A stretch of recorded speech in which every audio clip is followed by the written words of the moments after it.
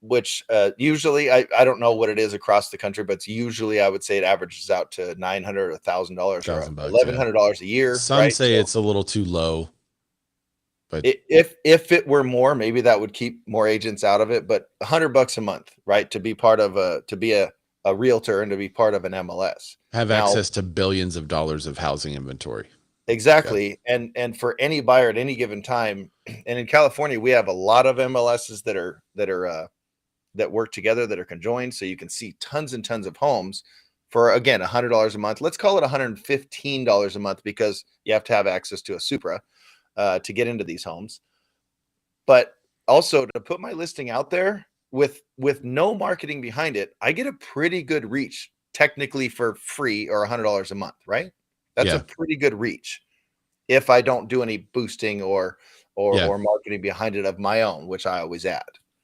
I mean, that's pretty good. So the benefit would have to be in the acquisition of clients, right? In consumers, and also the advertising of the property to the marketplace. Get your own leads, pull your own leads in, and then, so. The old thing that Keller Williams used to advertise, my listing, my lead, before everybody found out that wasn't necessarily true.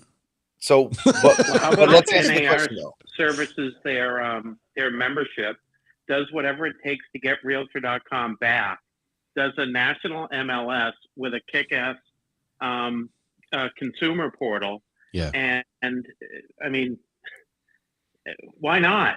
This is, I think, and I think this has been on my prediction list for 2 years now. Is that three? You added it again. This is your third year now. The NAR, National Association of Realtors, has to do something to stay relevant. And one of the biggest things they can do to stay relevant is to create a national MLS with a kick-ass consumer portal, and then help agents retain their leads and inquiries on their listings and that type of, that would be huge. But instead they spend a lot of money to do like riding with the brand, which we're going to cover a little later in the show. But if in the absence that waste of money, I was going to say, the waste of money they put into changing the logo, if they had it at that time gone back into infrastructure, like they changed it back immediately. But here's the bigger issue. I think this is a thing that we forget sometimes, and that is, with Zillow becoming a brokerage, that what they did was guarantee their feed, because we have broker reciprocity, right? Realtor.com is the fastest transfer because we all transfer directly into it. So if they're going to fully commercialize it, how do we capitalize on it? Do we charge them so that our feeds go into them?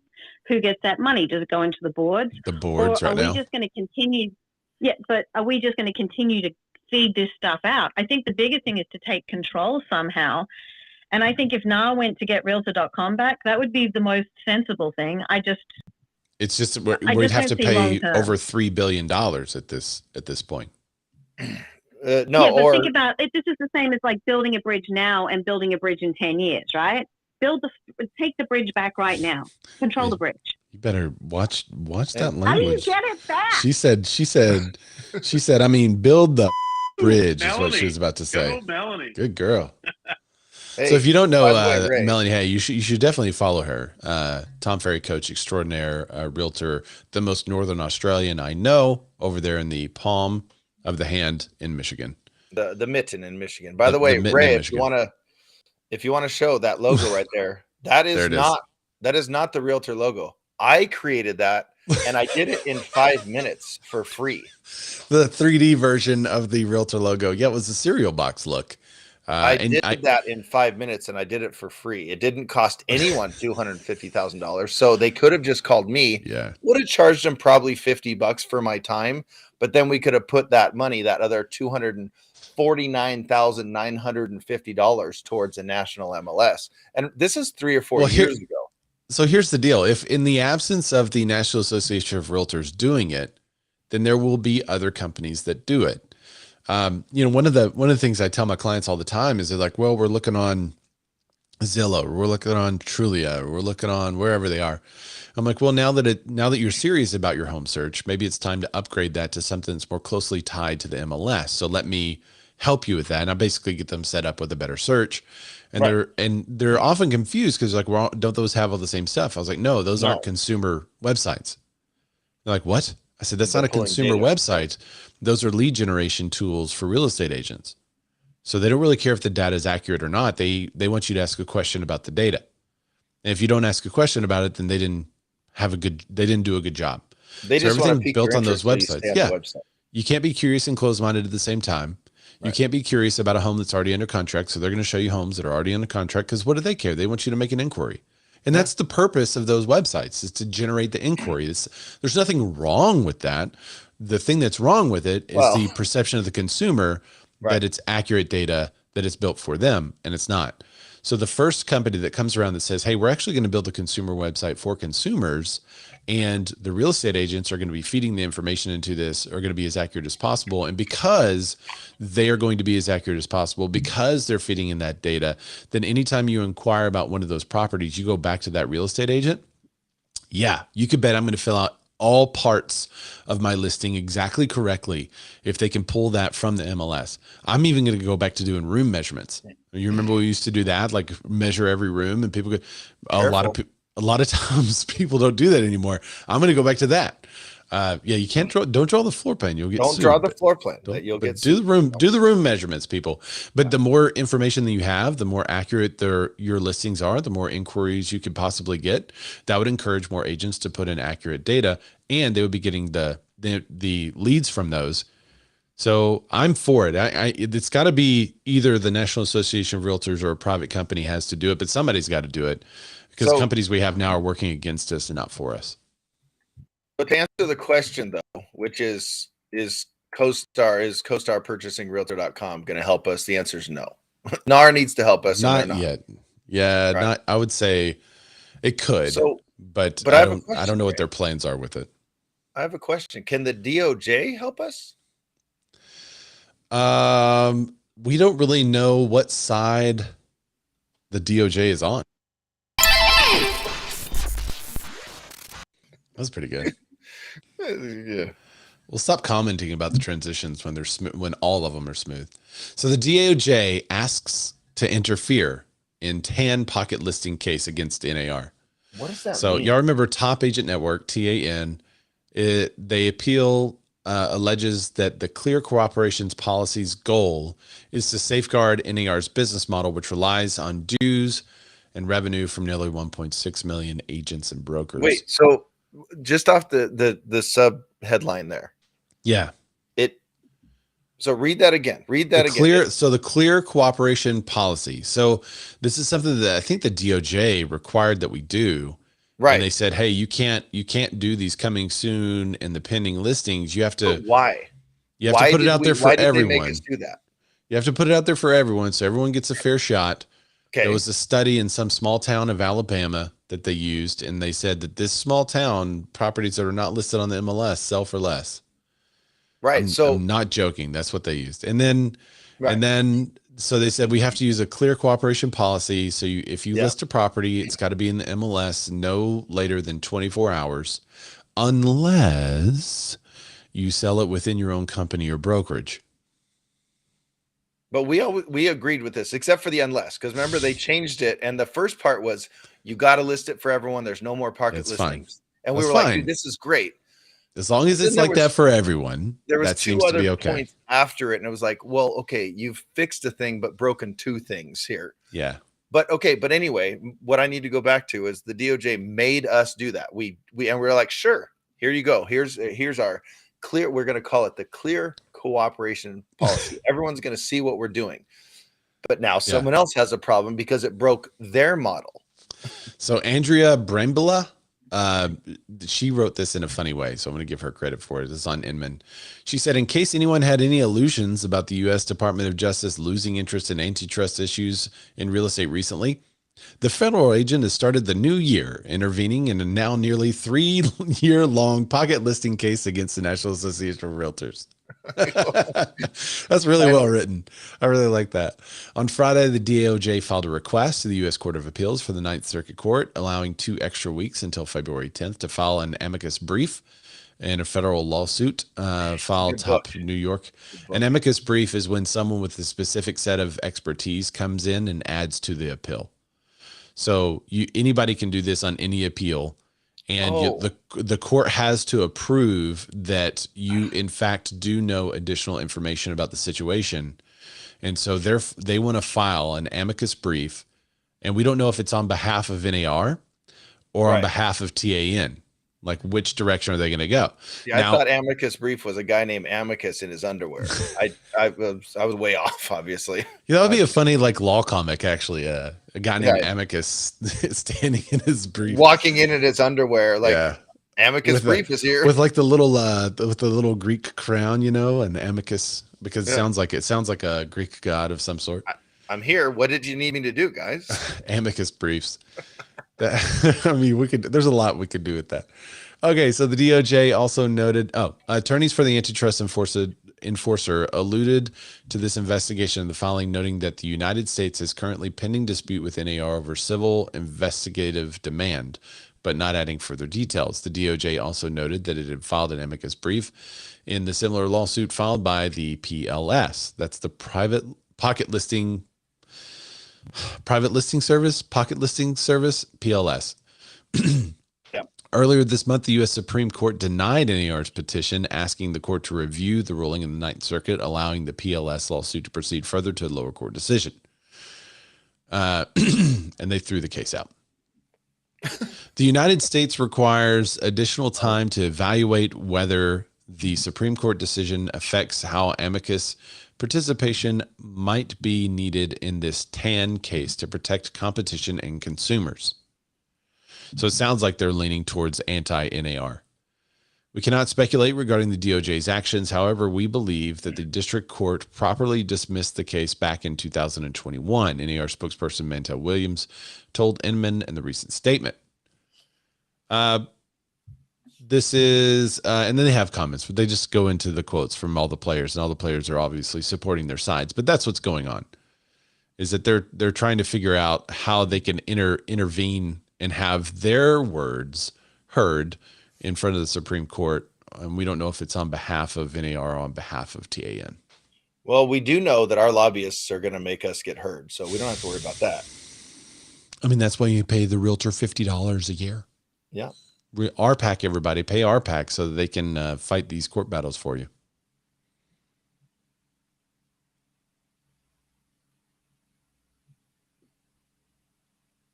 Not a rousing cheer.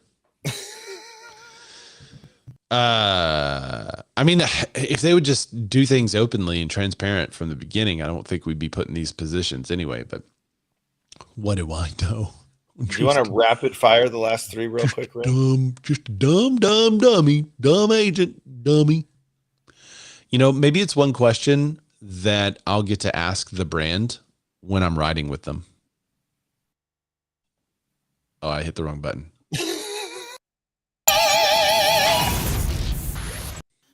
All right, so I think I like Kenny Parcell. He's riding with the brand. I'm going to share the image. I like this guy. And he looks awesome in a suit and tie, but not so cool in the tee. Ooh, you like this guy? Bad look at the. I do. I think I like him.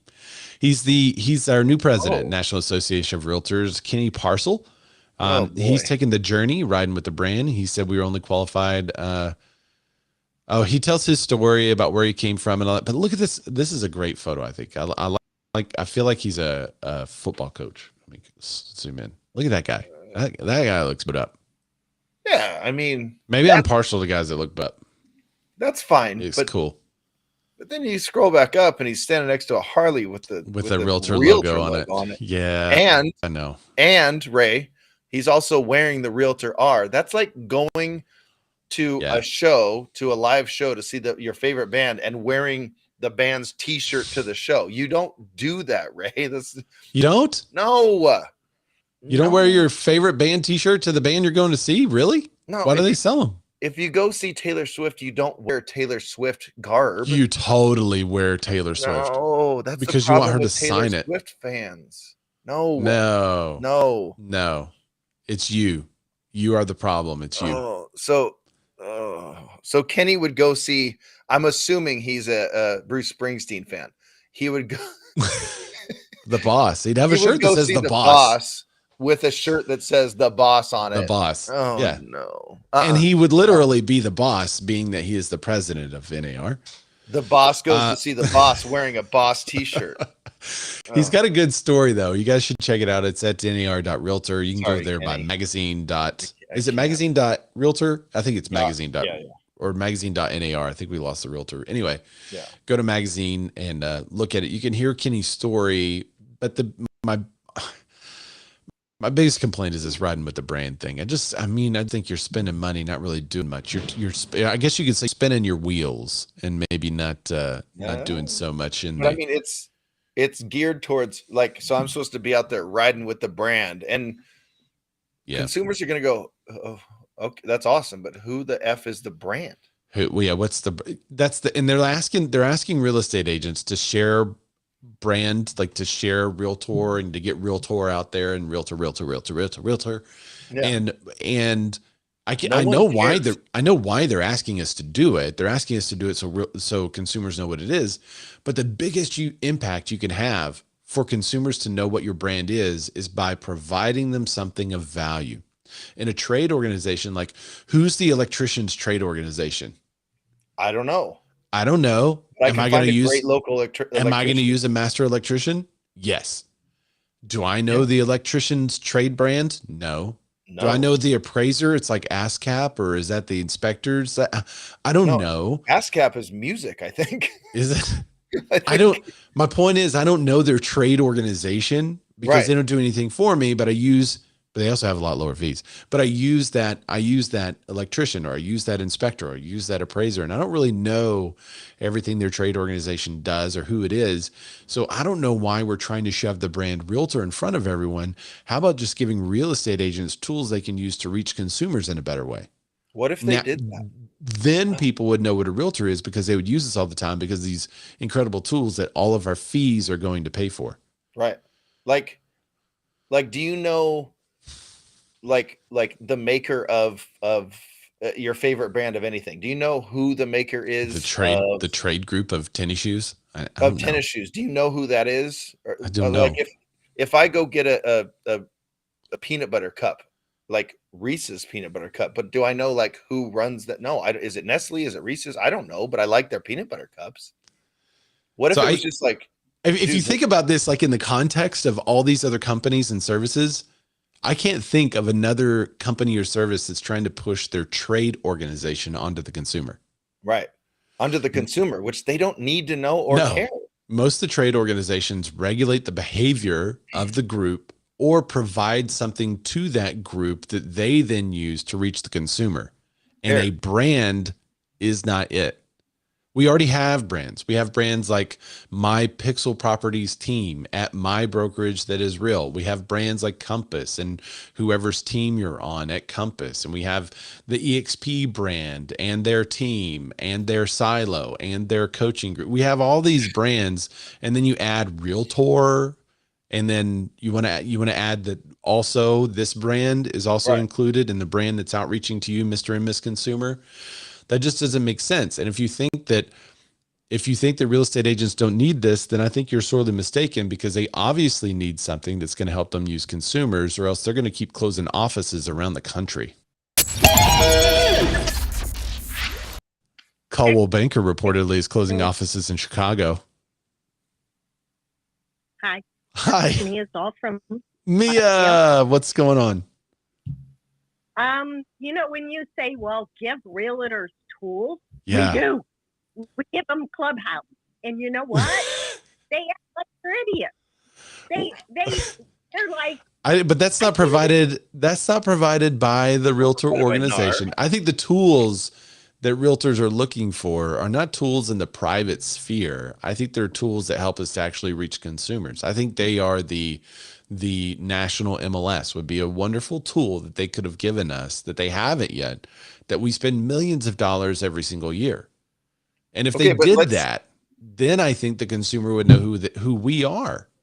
But I don't think they're providing you with any tools, Mia.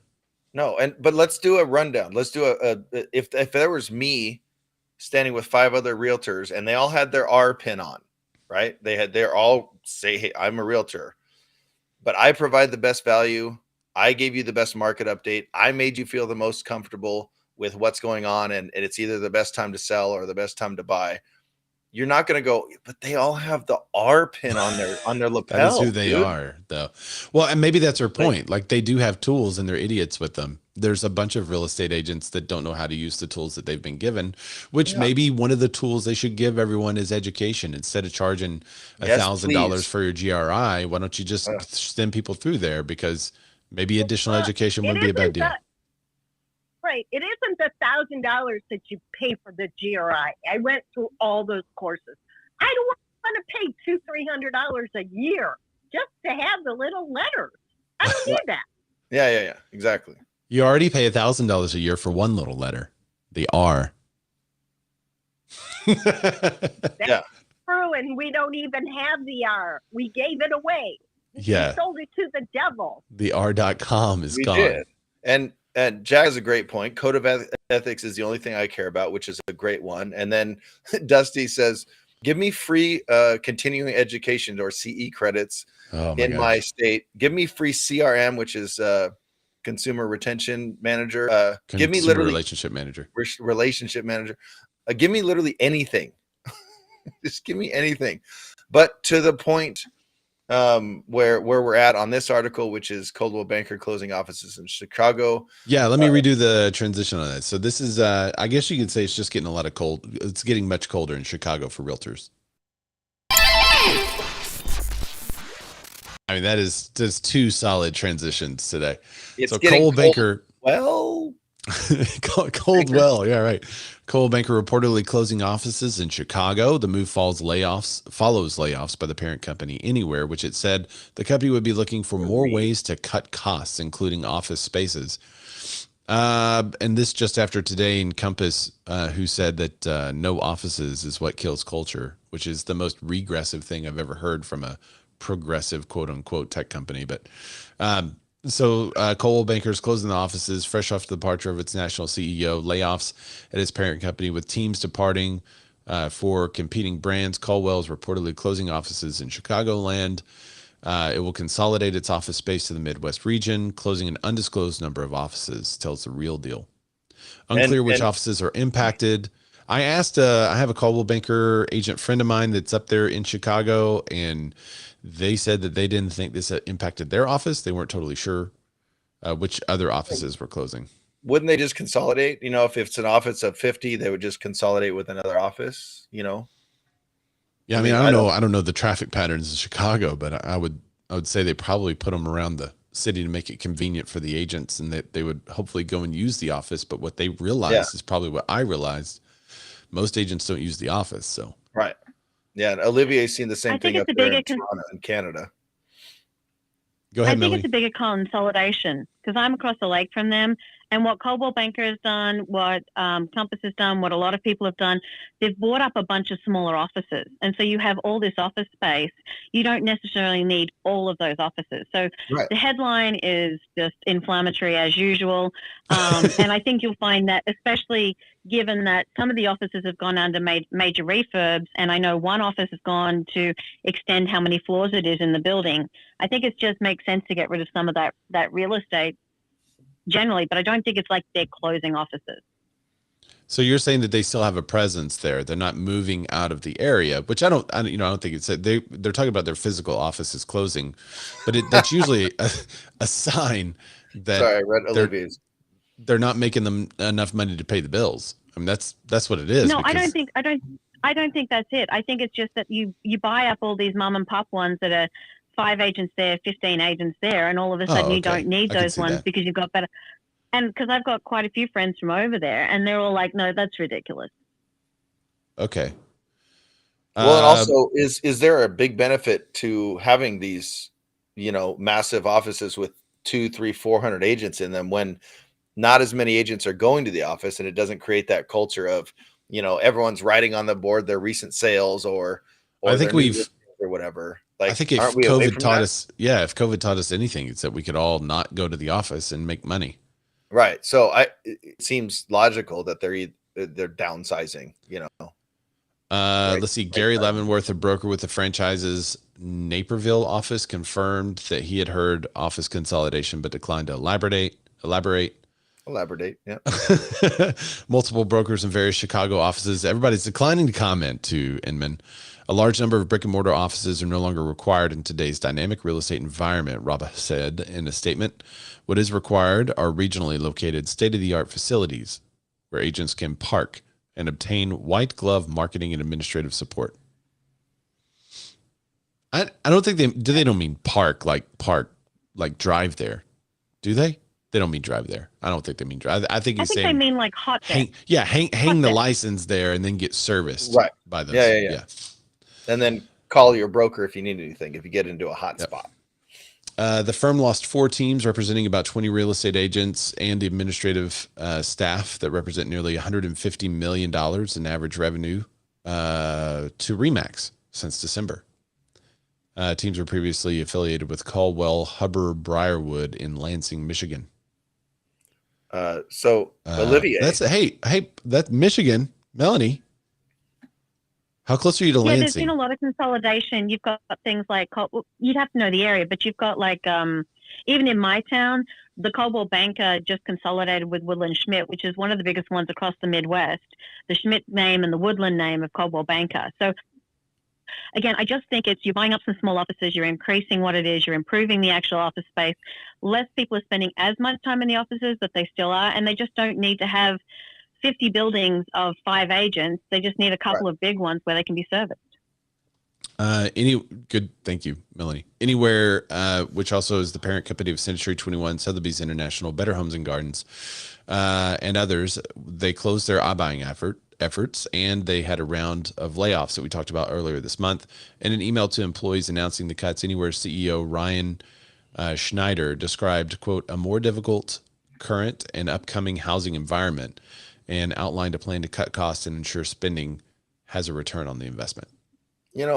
These companies are making a grave mistake here. They could just take the path of Twitter and you just don't pay your rent. It's way. Yeah, that's probably an oversight in the budgeting. Or, they could take a page out of Better and just do a Zoom call and fire time. Better CEO is back in the news today. Vishal Garg is back with a plan to save Better. And this is great. It's called the one-day mortgage. Yeah. Now, I'm in, dude. I don't even know what this is. I didn't read this article, but I'm in. Let's go.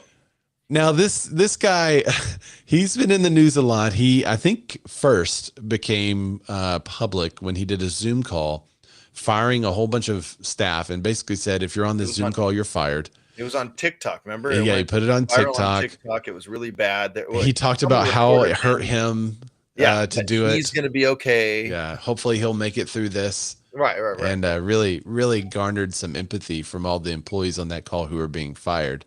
Yeah. He was let go and then brought back. And when he was brought back, I think they did another round of layoffs. And then, okay, so maybe he's a visionary, maybe he's not. But I love this part of the sub headline to this article says, comparing himself to Henry Ford and Elon Musk. The CEO says he's reconfigured Better's assembly line to crank out mortgages in a single day. That's like, okay. So Henry Ford and Elon Musk and the Better CEO, Vishal Garg. Okay. So, and where's LaMarche, by the way? He should be, or Malarche, sorry. I don't know what his actual This is like his favorite news. His thing, dude. But anyway. Jack Adder says, make it Better Plus. Better Plus. There you go. Just add the plus, like Disney Plus and Paramount Plus. Now, I don't remember the kid's name, but remember the Fire Fest that was just horribly planned and horribly failed? I watched that on Netflix for the first time the other day. That was crazy. So he went to jail. It was supposed to be 6-year term, but he went for 4 years and he's out now. Yeah. Oh, he's maybe out. And he's essentially planning Fire Plus. But he's literally calling it Pirate, Pyrt. Like, no joke. He's calling it Pirate, which is, what is a pirate synonymous with? Stealing and taking right, ours. Yes. The realtor R. But, that's exactly what I was saying. Yeah. Stealing and taking and plundering and all these things, right? Mm-hmm. Yeah. All these things. So he's like, no, This is the same thing. Dude's back and he's like, no, dude, I know I messed up in the past, but a one-day mortgage, like he's just making promises, just throwing it out there. Because dude, you got to read up. You got to read up on what this kid, the Firefest kid, is. He's like, no. I'm going to create this thing that like it's interactive. You get to control what happens on the island and blah, blah, blah. That's what this dude, this Varg guy's doing, or Garg. Same thing. He's like, no, dude. One-day mortgage. Like one-day mortgage. I got it. I know I'm back. Right. I'm like Henry Ford and Elon Musk with a one-day mortgage. You could have a 3-day closing is what he said. Forget truth in lending. Forget the 3-day closing disclosure. Yeah. Forget all that stuff, dude. A day. With a one-day mortgage, you have no disadvantages with a cash buyer. Duh. So, by the way, even cash takes a little while if it's hard money, or if it takes a while to get out of your bank, 2 or 3 days. Mm-hmm. Yeah, but a day. I mean, that's, of course, it's a no-brainer. Garg. What is now? There's some fine print. Garg? There's a little bit of fine print. Oh, okay. It's been a tough couple of years. So much of the criticism was well-founded, he said. But this is an important announcement for the industry. Okay. So this drastic cost-cutting measures implemented by Better last year whittled the company's workforce down to 1,300 people during the pandy-fueled refi boom. Better's payroll peaked at 11,500 workers. Whoa. 90% are gone. Wow, I didn't know it was that high. Holy cow. They've let go 10,000 people. Yeah. Wow. It needed help from real estate agents if he's to grow with the company again. Wow. And this time by originating purchase mortgages instead of refinancing existing loans. He says, quote, the strategy for marketing this to consumers is to create so much utility that the product sells itself. The reason I'm launching this with Inman is we need partners. We want realtors who want to close not 3 days faster, but 30 days faster. Let me translate that he's partnering with all these people because he needs money is what I want to do it. I want to put myself through it. I'll buy a house in a day just to see if he can do it. Yeah. Under 2021 pilot program in 9 states, Ally originated $10.4 billion in mortgages through its Powered by Better direct to consumer. The partnership, which also included an investment in Ally's strategic investment arm, Ally Ventures, has since expanded nationwide. They have a strong relationship with them. I'm trying to figure out, like, how does he describe how this works? Right. He doesn't. He's not going to. It's just a thing. And everyone's going to, he's trying to make stockholders happy. Oh, dude, a day? Yeah, let's go. Stock prices go up. I just can't. I can't picture it happening. The Henry Ford or Elon Musk of mortgages, he says. He called himself? Yeah. No, yeah, he called himself that. Let's see. In a conversation with him in this week, Garg compared himself to Henry Ford and Elon Musk, recounting how after resuming his CEO duties, he went behind the scenes to Better Mortgage's factory and figured out how to reconfigure the assembly line to crank out mortgages at an unheard of pace. I mean, what if you're in a situation where you can't get the verification of employment? Like, that usually takes longer than a day. Doesn't it? Yes. I mean, even if you're like, I send all my stuff in. So I guess you don't count that part where it takes 24 to 72 hours to get the actual pre-approval. You don't count that. Matt Lamarche is here. What's up, Matt? Thanks for joining us. Malarche is checking in. Late Malarche. We're talking about better.com. So you came in right Malarche. At the opportune moment. No, I don't know how he's going to do it. One day mortgage, I don't know how you're going to do that. It's staffing up slowly this year. I'm looking. This is on Inman. You guys can check it out to see how he's going to do this thing. But he's looking for realtor partners. And we would love to know if any of you have done this with them. The one-day mortgage from better.com. Is there a chance that this actually works or not? Is it like once we get all of the paperwork, once we get everything we need from the consumer, and then we've had the second round of documents, and then the third round of documents that we always ask for, and that blank page on their bank statement they forgot to send us the first time. Once we get all of that together, then it'll take us one day to process their mortgage. Well, wait. After the second verification of employment, after the verification and the second credit run, they have to do. And then this is after we appraisal. Was After Scout going to do appraisal, a after 10-minute appraisal? Like, how inspection. does he do that? Right after all that, and then the title has to do their thing, but that's, after that, the lender has to send the order to the title company. Then it's a Right. 1 day. Then they can close in 1 day from that.